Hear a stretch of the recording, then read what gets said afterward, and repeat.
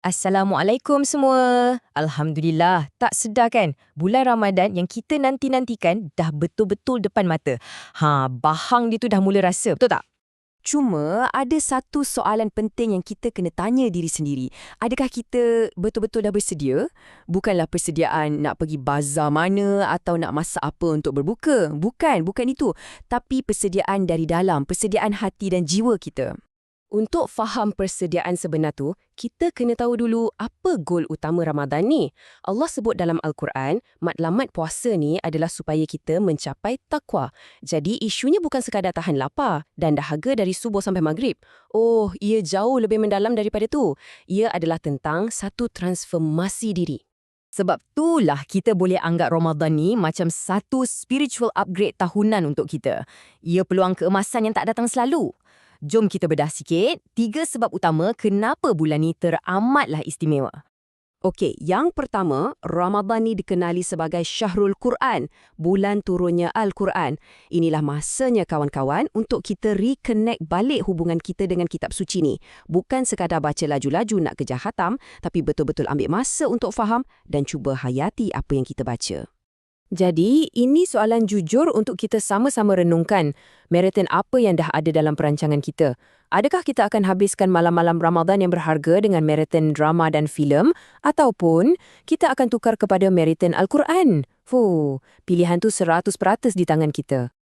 Peluang kedua ni, wow, ini memang tawaran mega sale dari Tuhan. Bulan keampunan. Nabi kita dah janji, siapa yang puasa di bulan Ramadan dengan penuh iman dan betul-betul mengharap ganjaran, dosa-dosa dia yang lepas akan diampunkan. Cuba bayangkan, slate kita dibersihkan, macam start over. Peluang macam ni, mana nak dapat?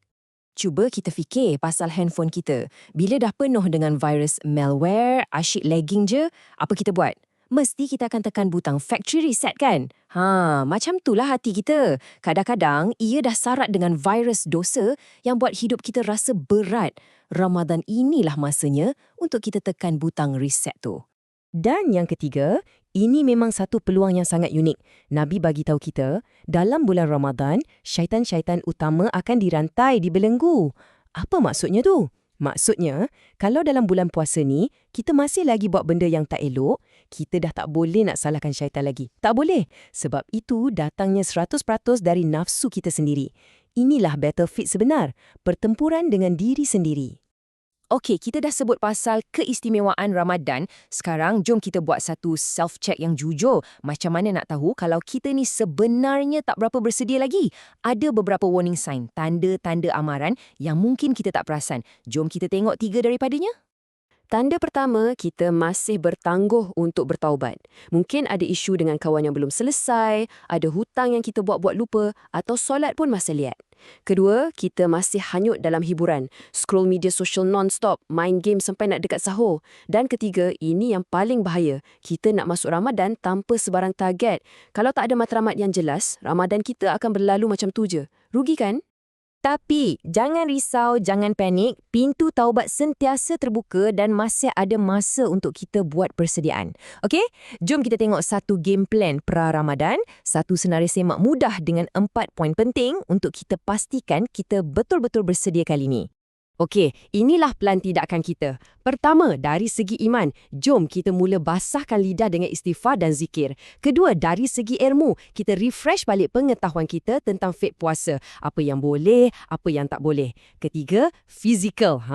Ni penting. Cuba kurangkan makan berlebihan dari sekarang. Kurangkan sikit kafein tu, kira macam warm up untuk badan. Dan yang terakhir, dan mungkin yang paling penting, rohani. Jom kita maafkan semua orang dan kita minta maaf terutamanya daripada mak ayah kita. Sebab hati yang penuh dendam dan benci susah nak terima keberkatan Ramadan.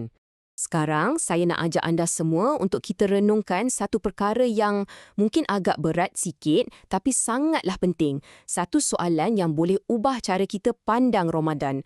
Soalannya, macam mana kalau ini adalah Ramadan terakhir kita? Ada satu kisah yang sangat menginsafkan. Suatu ketika dulu, Rasulullah SAW sedang menaiki mimbar untuk menyampaikan khutbah. Setiap kali baginda memijak anak tangga mimbar, para sahabat terdengar baginda menyebut perkataan amin.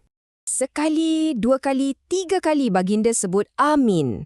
Para sahabat pun jadi tertanya-tanya, kenapa Rasulullah sebut amin? amin untuk doa siapa?